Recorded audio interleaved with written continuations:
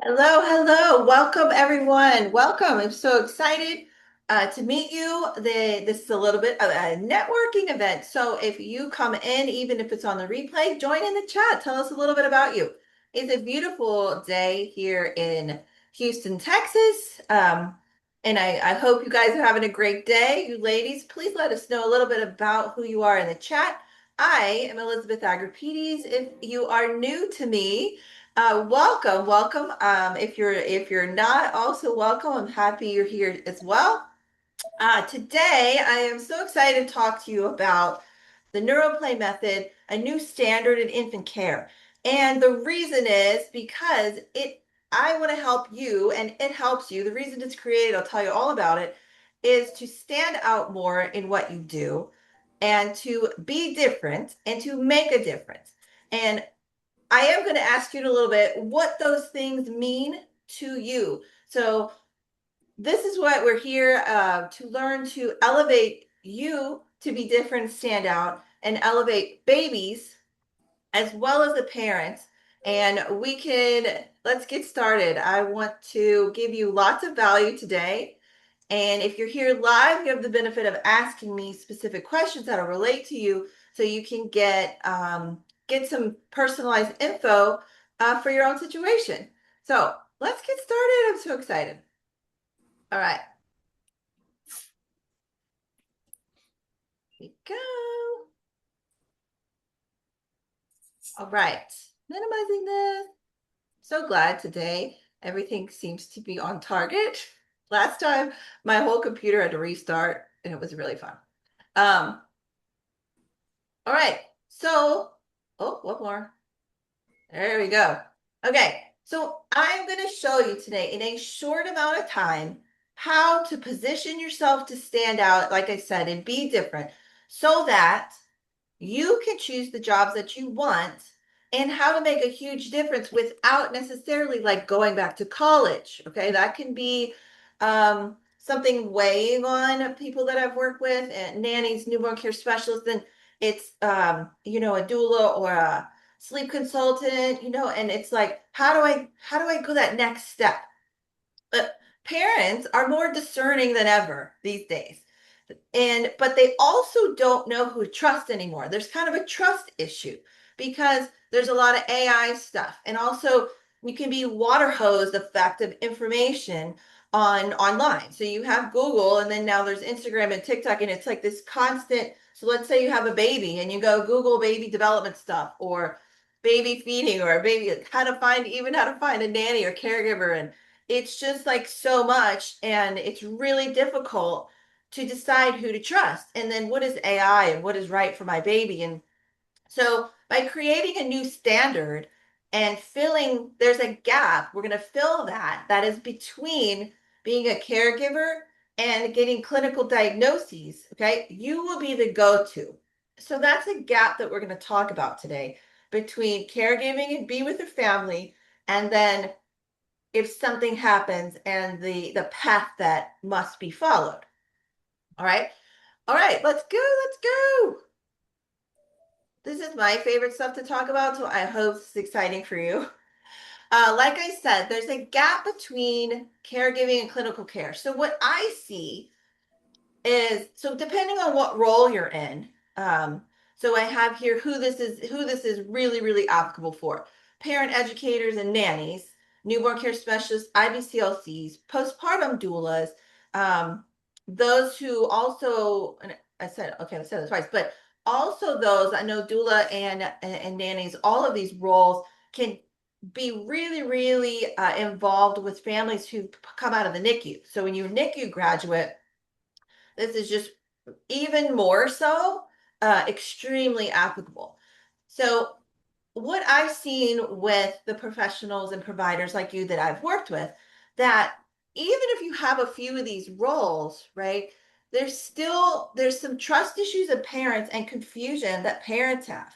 So they're going to hire you based on an immediate need that they have, right? So then this is the scope that you're in. And I sometimes it's stuck in because if you're hired, and I have this experience with some professionals that I've worked with. So if you're hired for one of these areas, and then you notice that there's something else going on that's, say, challenging with the baby, you're limited in the support and advice that you can give. Does that resonate with you? If you're here, let me know. Has this ever happened to you?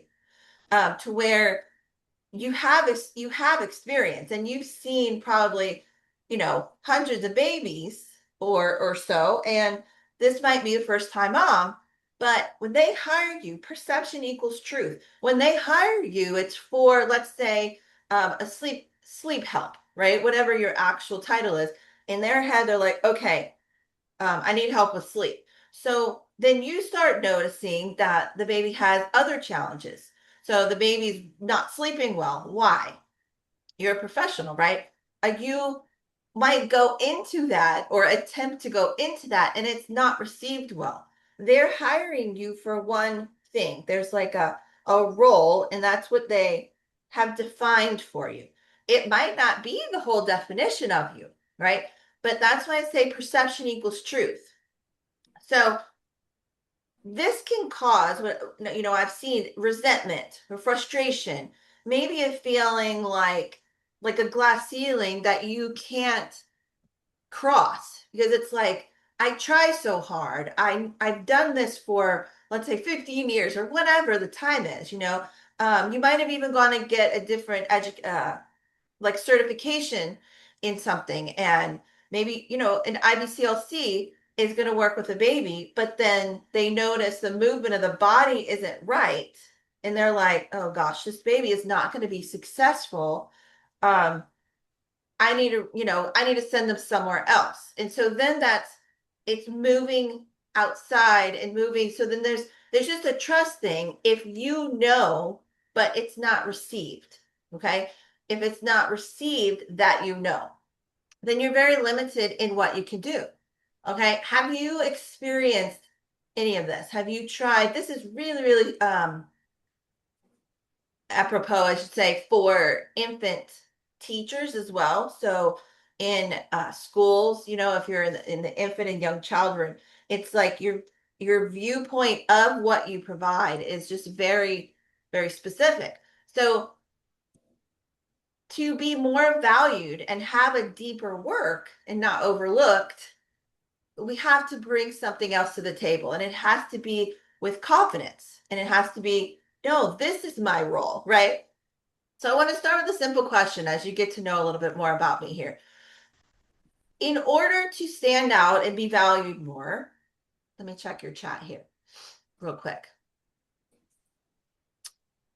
I need to, right? Have you ever felt like, let me check and see if I got any answers on this. Okay. So, yeah, tell me if you don't mind in the chat, like what experience have you had with that where you were trying to help and it wasn't received? Like, how does that look for you? So in order to stand out more and be valued, right? I need to, does this sound anything like you? Work longer hours. I have a current gosh, she has so much experience, but what she does to provide, she works for really wealthy families. And so in order to, she provides value and she works so long, and she's not young. She's working like 14-hour days, and she just keeps going and going. And so that's her way. And um she's like, I want to change, I want to be able, to be viewed in this way. Yeah, that's true. It's true. So she works really long hours, right? So another person that I've worked with, she attempted to speak stronger. So it was like, I am the expert. I know this stuff. I've worked for this many years, right? Which she did and she does. But what happened is the put the mom off. The mom felt not heard and not like, not like she was important. She wasn't feeling heard. So she actually fired her. So she got fired and she didn't even know why. that she lost her job that she was counting on. Um, but what happened is there was this disconnect in I am here to help you. I know these things. And then the mom's like, whoa, I want us to work together. So I actually helped. We did a little communication intervention, which is not typical for me, but I found out what happened. And so, this doesn't work either when you're trying to get your opinion out there. And yes, you're right that parents don't want to hear, that their child is less than perfect. And so that's why I'm talking about your role. If it is broader when you start and includes the things that you are able to bring, the results you can bring, right? Then they're expecting that from you. They're looking for that from you. That's how you make the difference that you want to make. So while some of those may be true, it's not like getting a degree is bad, but it's not necessarily or working longer going to get you these results that you want. Okay. So if I could give you and show you the tools to clearly show parents why your guidance matters so much, would they trust you more? Yes or no? Let me know in the chat. All right. So you have the tools, right, to clearly show why this guidance matters so much. Obviously, that would create more trust. Okay. So I'm going to give you some of these tools today. Have you ever felt like you have a calling and maybe you want to know how to monetize it better?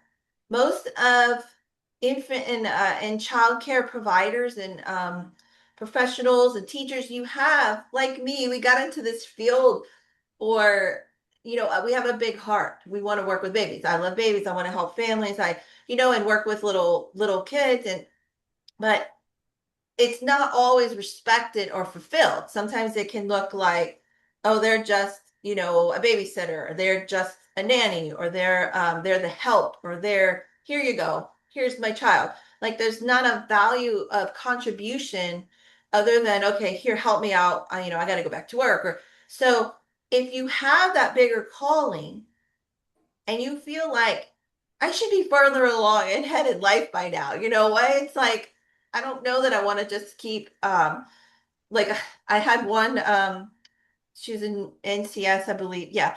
And she was like moved to another country that's kind of famous for partying and people travel there, people with, wealthy people. And she was making okay money, but she's like, I'm just babysitting people's kids who want to go out and party when they got here, off of their yacht or whatever. And she was like, I want to make a bigger difference than that. Like, that's not what I want to do. And so she's like, the money's good, but wow, it's hard to work in this area. She's like, I'm not really looked at. I bring up things, to further the education, or she's like, I'm not seen in that way, you know? So say me, if you've relate, you can relate to any of this. Drop the word me. I want to know that I'm connecting with you. Um, if this is resonating for you, please let me know. So, a little bit about here. So, earlier in my career as a pediatric physical therapist and um, I'm an educator, so a teacher before that, and then a special needs adapted PE teacher, and then went to physical therapy school. So, I have been working in that area. And then I kind of specialized in infants and babies and young children. And the thing is, the gaps that I had in my career is I didn't think that I could change the system to make a difference. So it was like a fact to me that I was just a part of the after story of all of these children that had already had hard times. They already had a difficult birth and they had limitations. They already were in the NICU and that's just the way it was, and their body just was this way, or their cognitive system was this way. They already had the sensory problems or the feeding problems. And so they would come and I would do everything in my power. I always used to say, even as a young therapist, I wanted a magic wand because they would come to me let's say ages, I mean, all ages, but I mean, up to the age of 18. So any age you can picture in there, 3, 5, we got 8, 10, 12, 14. So some of it was physical. I'm like, okay, I'm going to teach them how to walk. You know, they haven't walked in their life. So we're going to work on that. So it's not that I wasn't helping, right? I just didn't feel like I could change the system to change any of that. I was just a part of their after story. Like, okay, they're here. It's called rehab. Let me see how much of a difference I can make. Right? There's a lot of stress that goes into that. And another limitation I had is I can't do things outside of my scope. I'm a PT. This is how we work, right? We're in a clinic or a hospital and we have to wait for the referral and it comes and then I do what I can. However, I started seeing some private clients after a while, and it just, I just started seeing these same things of in this first year, why do they have to wait so long to get this help? Right. So I was determined all of a sudden, I was like, okay, I got to figure this out.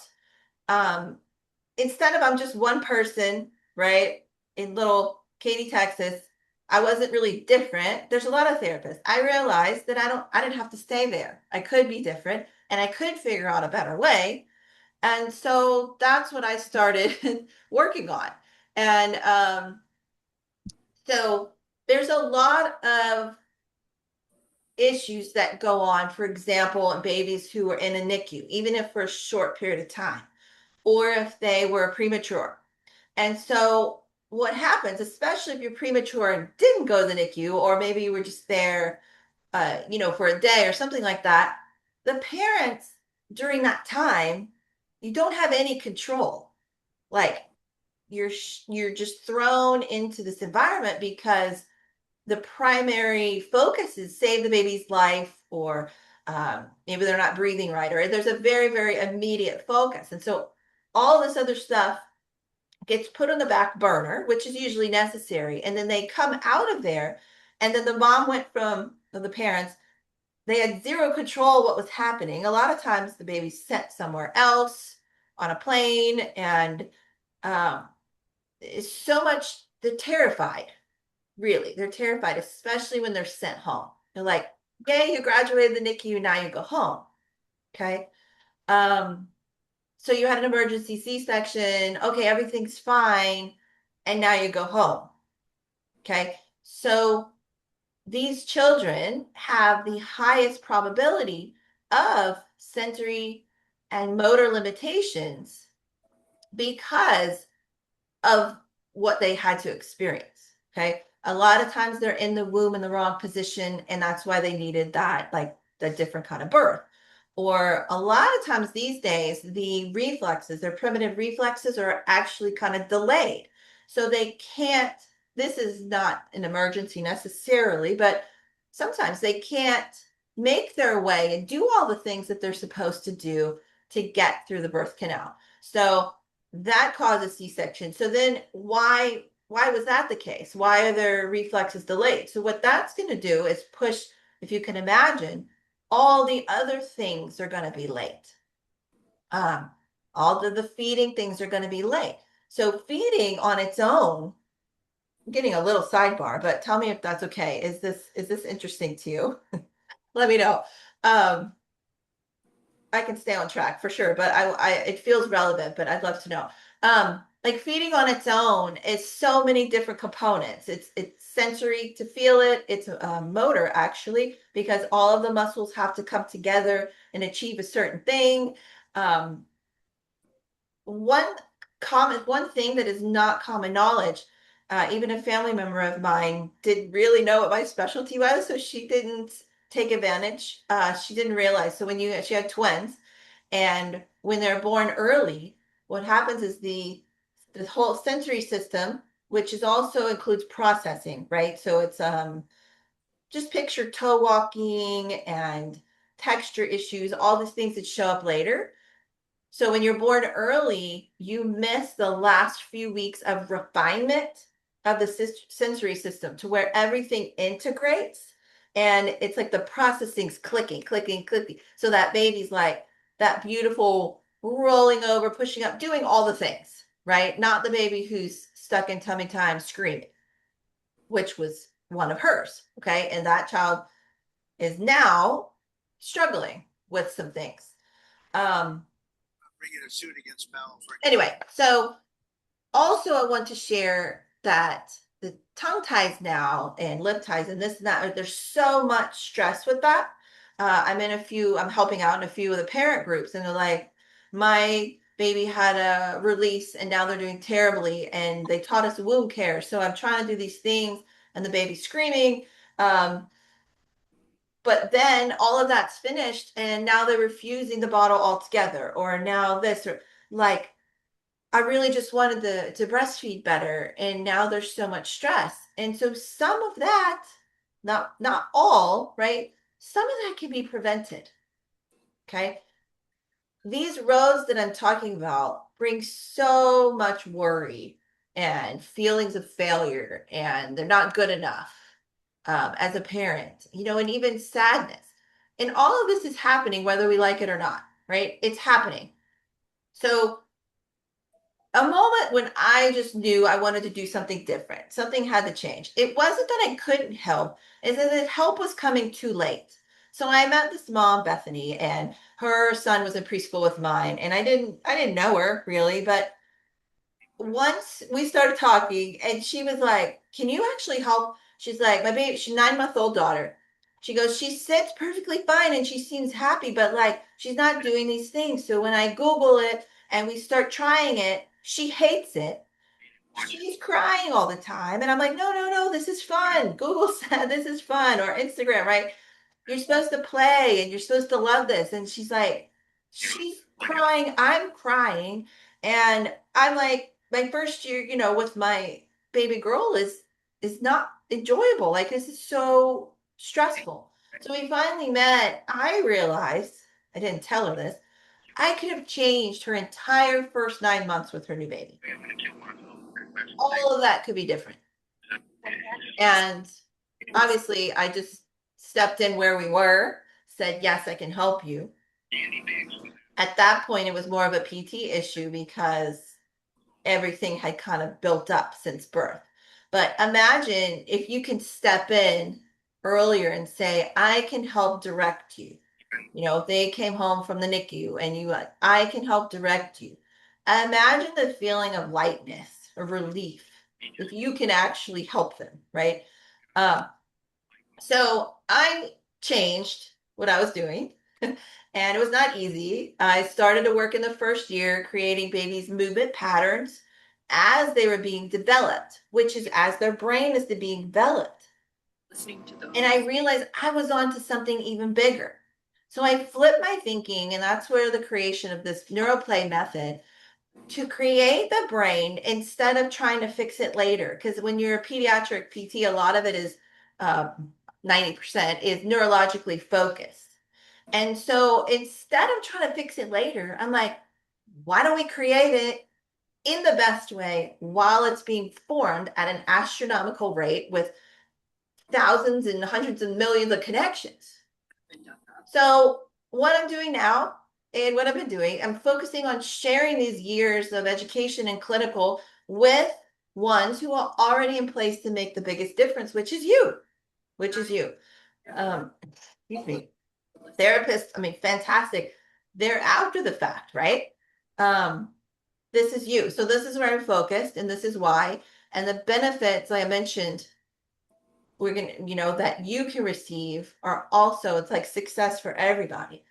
Um, so as a little summary, babies needed the support before the problems escalated and they went onto this path. Professionals like you need a role that allows early ethical guidance for the families. There needs to be another role created. So you're not put in these role categories, and you can't step over here because they don't see you that way. They're not going to take that advice. Like you mentioned, it's hard to hear your baby's not doing something well, right? So a few things that I've achieved, been able to achieve using this new framework that I've had instead of waiting and being in a clinical setting. Um, this allowed a 6-month-old girl to cuddle with her dad for the very first time, which I didn't even know that was a problem because that was not on our list of things that, the mom mentioned. So I didn't even know we were working on that. And when she mentioned it, I was like, that is so amazing because, the dad wasn't able to really hold her. She couldn't settle. Um, I have helped train infant caregivers and providers to go on and help change more babies' futures that I would have never even met. They would never have trickled down to see me. Um, I love this one that I helped to create a loving relationship between a first time mom and her previously really frustrated baby. And she was aloof and she's like, I don't know, she doesn't like me.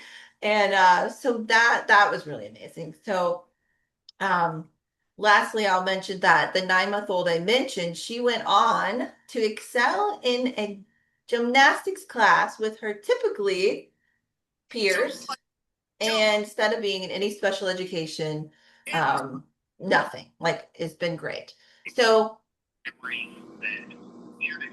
what we're gonna talk about right now is it's a clear, easier way to offer help to families who the baby's not gonna need clinical services, or at least not yet. So there's nothing to give them. There would be nothing to give them. They're just there doing their abnormal movement pattern, or so some parents are going to be in denial, like we said, and they're going to not want to go ask for help, not want. And so if a pediatrician who says, no, no, no, no, everything's fine, we can latch onto that really quickly. It doesn't mean everything's fine. It's fine until it's escalated enough to warrant a referral somewhere. So that's where we step in and you stand out.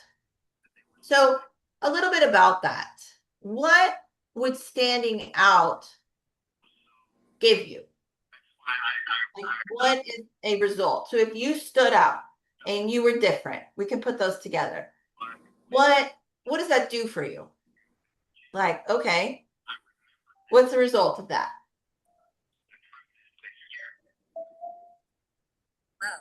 I would say if you stand out and you're different, you get to choose your jobs based not waiting to see who chooses you. Okay. You can be more face forward. I have a student who joined with a leap of faith right now, and she really, really needs this. And she's stressed because jobs keep falling apart, and she just started. So she really, really needs this. So being different is going to allow you to get the better positions that you want and serve at a different level. And then making a difference. What does that do for you? I think it takes you out of limitation, right? I'm just here to XYZ. I'm just here to watch while parents are at work. I'm just here to keep this going. So it can be a deeper calling that you have to make a difference. Okay? None of these can be achieved without the skills behind it and the confidence to talk about these skills in a relatable way that builds trust. You have to bridge the communication part. If you have a bunch of amazing things, it doesn't matter if you have them if you can't say it to someone about why it's important to them and their family, right? You can have, I can be amazing, but if I wasn't teaching anybody about it, then, my amazingness kind of would go away. So think about that for yourself. So let's talk a little bit about the neuroplay method framework. Okay. This framework that I created was exactly to give you all of those things that we just talked about over here. Stand out, be different, choose your jobs, make a big difference. That's the whole reason that I created this. Trust me, it's not the easier path from how I was, working before, is creating a new framework and then telling everybody about it. But this is my passion of how I was going to make a bigger difference. So one thing this will help with is not having to make it up on your own and wonder if you're right. So what I mean by that is the sequence. So the first part of See if we can see that. Can you see my board? I'm going to flip over and write on my whiteboard for you. Can you see that? Make sure you can see. Okay. If you can, I know that there's some nap times going on. If you can let me know if you can see my board, that'd be really helpful. So in the neuroplay framework, the first thing that you're going to get, the first, I guess, new thing to get this organized for the babies that you work with, or babies you want to work with, or babies you want to help, is a structure of in a sequence.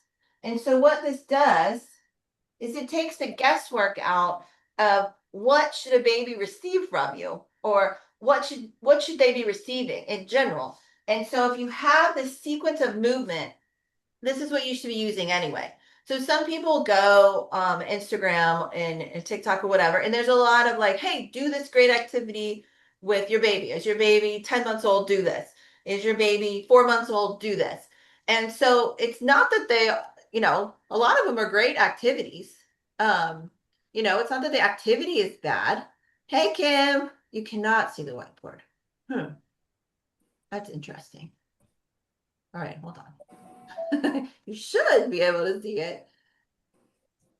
Is it too far away or you can't see me at all? Because that would be weird too. I'm here. Oh, I see. Thank you for answering that. That's very helpful for me. Got it. I'm going to lower my screen. I think. Excuse me. All right. Thank you guys. Aha. Thank you guys for jumping in the chat. All right. Okay, so here we go.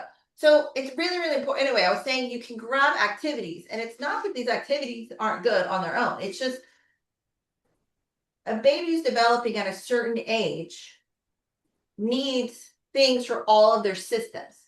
They need the right, proper for them, for their sensory system that's developing. Like, what is developing right then, and what does it need? And then the motor system drives cognitive growth. Movement is life. Movement is how these connections are built. It's how everything figures out what it's doing.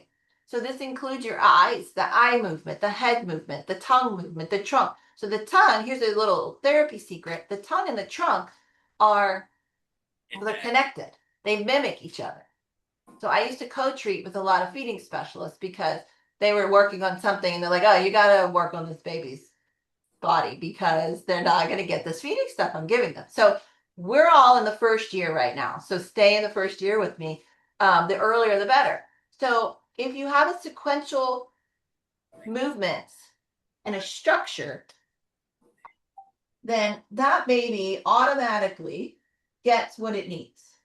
It's going to get the correct input at the correct time to their sensory system, their movement system, the cognitive, the emotional. There's also the emotional that contributes to mental health, stability, and how a baby's brain is built to handle stress. So the chaotic environment, lack of nurturing, there's a lot of research on this as well. All of that has to be tied together.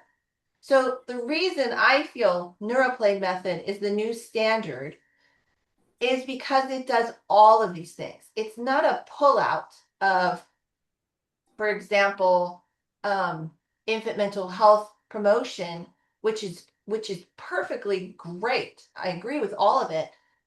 It's in the isolated of we have to look at the babies and not be on our phone and serve and return, and that builds language, which it does. But those professionals don't know the movement of the body, right? So then let's go and, for example, chiro. They know the movement of the spine and they can allow for more movement, but they don't even cross over into what to do with that movement. So the baby is given more movement, which is great because if they had a limitation or restriction, right? They can move it more, but they don't know how to move it. The brain body connection wasn't there. They never learned it, right? So if they didn't have the movement, they never used it. They never learned. So in PT, we call it neuro re-education. You have to reteach the tongue, the trunk, whatever it is, all the how to use whatever you just gave it to move. And then that's how the connections are built. Okay, is this helpful? Is this valuable? Is this helping to connect anything for you guys who are here? I would love to know. So the sequence is really important because then every wake time, then they can get this sequence of movement. You don't, the mom, especially if you teach them, doesn't have to, okay, good, thank you. The mom doesn't have to go pull up random activities, right? What if she pulls up, right? You got a mom with, I don't know, let's say a 6-month-old and she sees the crawling track. She's like, oh, that looks great, right? One, it's not the easiest thing to go do. Two, what if the baby can't do it? What if the baby hates it? Where's the problem solving? So that's the gap. There's the gap. Where's the problem solving if the baby can't do something? Baby hates tummy time. If they're screaming in tummy time, look up the research. Dr. Bruce Perry, Oprah. If you're screaming in tummy time or you're the stress responses, they're learning the stress response. Okay. That's what we're building, you know. Anyway, but it's like, let's gotta get the tummy time minutes. None of that is necessary. It doesn't have to be like that at all, which I know some of this you already know, but I'm pulling it all together for you. All right, structure and sequence of movement that can be consistent. You don't have to think about it. And you can know the baby's getting everything they need. Therefore, you can confidently communicate that, right? We talked about how if you're amazing and you can't communicate it, then it doesn't matter. So the second thing in the framework is assessment. Now, this is going to be consistent. All systems. All systems. Okay, so then the assessment part is not clinical. Oh, I forgot to say that. This is an educational training only. This is not clinical. I am not teaching you to be a healthcare provider at all and be outside of your scope. This is within all of the scopes that I mentioned on the slide at the beginning of infant care provider. So forgive me, I forgot to say that. So the assessment is not clinical. This assessment is so you can know when you're doing these sequences here, right? That what is it supposed to look like? What is it supposed to feel like? And if it doesn't, you noticed. That's what this is. You notice because you know when they can't do something. Okay? A lot of providers who come to me have a lot of experience already. A lot of times you have a really good eye that tell me if this is your experience. You have a really good eye to where you've noticed some things, okay, and you're like, yeah, that doesn't look right. The sequence has trouble. Let's put it that way. Has trouble. So it doesn't feel right. They're not responding to the sequence that here is appropriate and necessary for their age where they are. So you notice their assessment is when it's not working right. Okay. So that part, you have to know what it's supposed to look like. Okay, that's fine. I'll give you a couple things here. I'm going to go into number 3. We'll move number 3. See if you can see. So it's going to be, you want some symmetry. Didn't spell that right. You want some symmetry. And you don't want distress. There shouldn't be distress with fun sequences of movement to go into your systems, sensory system mode. You shouldn't be distressed. So let's just do those two. So there should be oh, sorry, there should be no distress and there should be symmetry. Take that off. So then number 3, where we're moving into is adjust. Sorry, I'm going to stick with connect.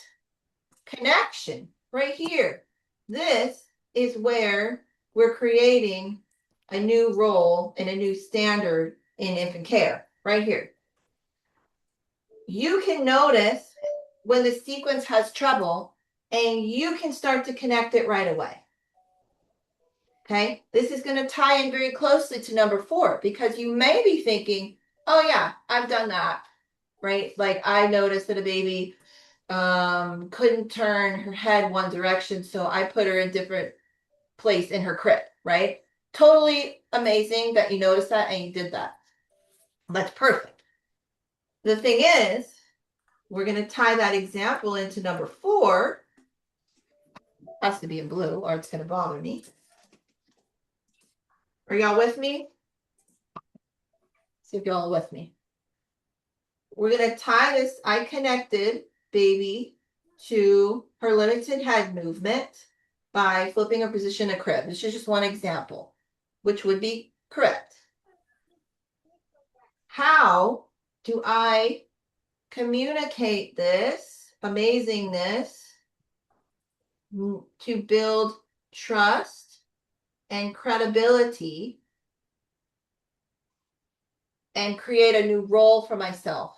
How was I able to bridge that gap for what I brought to that family? Okay, so that is my goal with the neuroplay method. Gives you the exact sequences, problem solves with you here, teaches you what to notice when something's wrong so they don't miss it and then go on.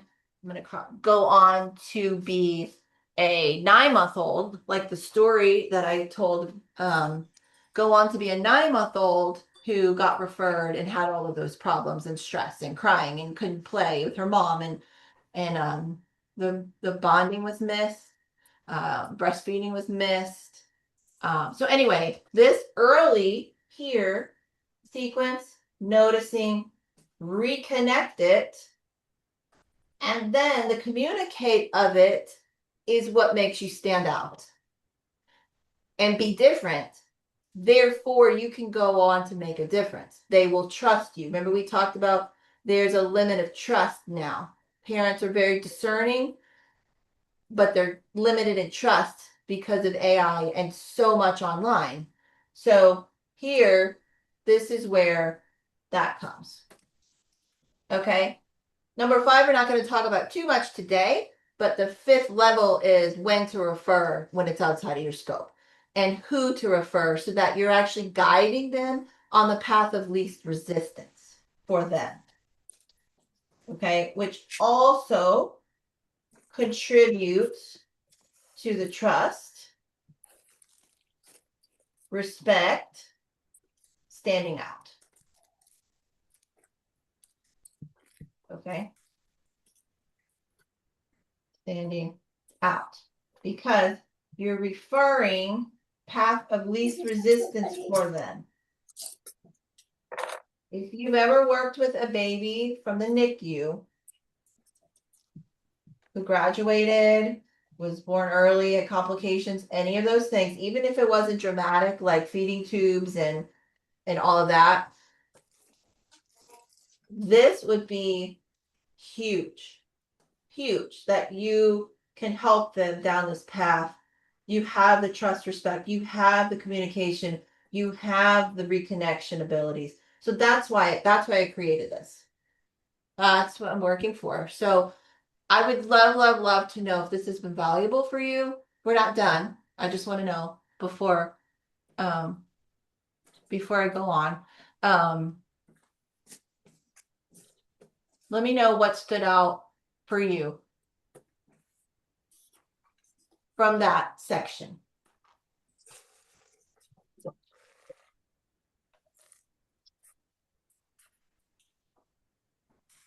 If you can. I'd love to know. I also have a Q&A time for you at the end, so you can ask any follow-ups that you have. But I would love to know if anything stood out from there, what stood out for you? Okay. Um, so today I'm offering an easy way, if this does resonate with you, an easy way to step onto this path of wins for everybody. As you can see, the win is for everyone involved. Okay. So let me check. Let me check your chat, see if I got any. Is it valuable for you? If you came in late, don't worry. You can get the recording because the beginning gave some really, really good examples and stuff to what we just talked about. So do you think this would help you if you joined me? So I have the path for you and I'm trying to make it as easy as possible. So today only, and from this training, I'm offering a way to join me for 1 day live of breaking down the foundations of the neuroplay method. Okay. And we're going to teach it live, which is a brand new kind of special, probably one-time offer because so it's going to be like this with me and I'm going to teach it to you.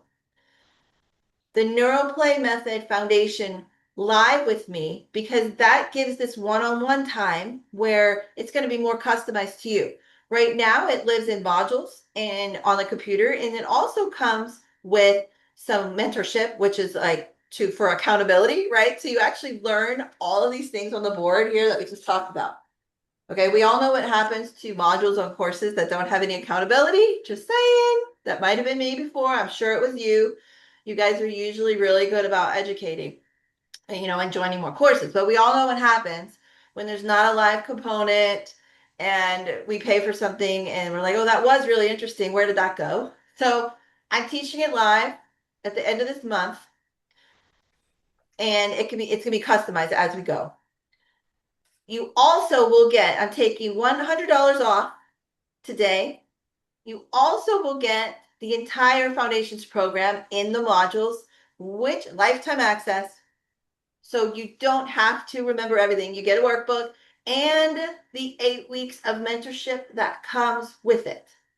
Okay. There are live calls and there's a way to contact me. You're mentored through the whole thing.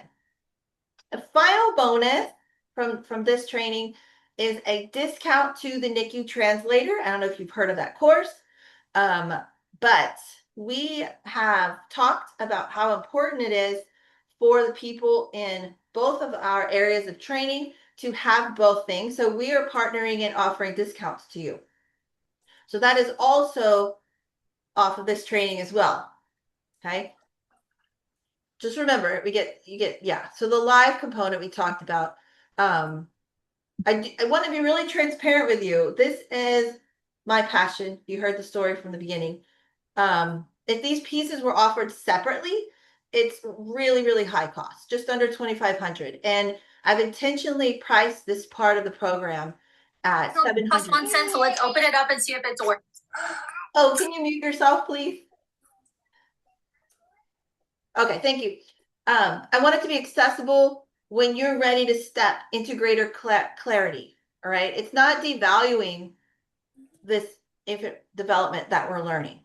Okay. It's not discounting the work. It's about making this available and keeping a structured pathway. It's a no-brainer for you if you are drawn to offering more to your families and you want to stand out and make a difference. As we talked about, make a bigger difference. I know you're making a difference. I'm happy. Here's a link if you're ready to sign up. There is a coupon code that I created just for this course. Let me find my chat and I will share it with you. The coupon code is bonus 100. I was going to drop it in the chat for you. Bonus 100. So that will give you the foundations course here for only $700. You get all of these bonuses. Okay. If you've already, let me know privately if you've already taken the NICU translator by some chance, because that is a possibility. All right. Now, one more special offer for you before I take questions is that the full consultant program is you'd be a certified development neuroplay consultant. All right. There's an advanced portion you can move into. So if you're like, I really, really, really want to do this, I've opened up a few spots on my calendar and you can jump in and talk to me personally today, this afternoon, and possibly tomorrow if you can't meet today, about how this would personally fit into your goals for your year. What do you want to accomplish? Because that is not a cookie cutter program. You don't just jump in with no support, and we customize it for your goals because that's what I want you to achieve. My graduates now, they're finished, and I still told them, send me your a Google Doc of all the things you're doing, and I'm gonna tweak it for you. And we kind of become friends, and I don't want to just let them go and set them loose. So um, this again will have lifetime access and bonuses. I want you to speak to me personally if you're interested in this, and we can talk about whether this is a good fit for you or not. But the other thing stands, your foundations will be taught live. And sorry, that is not correct. It's 1 day of training, not 3. And the investment is 700 because I'm giving you an extra bonus today. Was this valuable for you? I thank you so much for being here with me the entire time.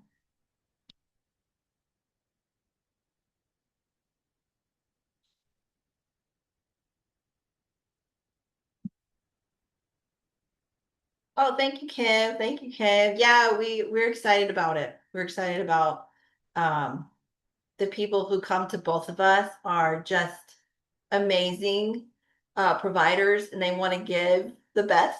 And so having them, we're going to go back and forth. It's going to be great. All right. Do either one of you have any comments for me or questions about anything that we discussed?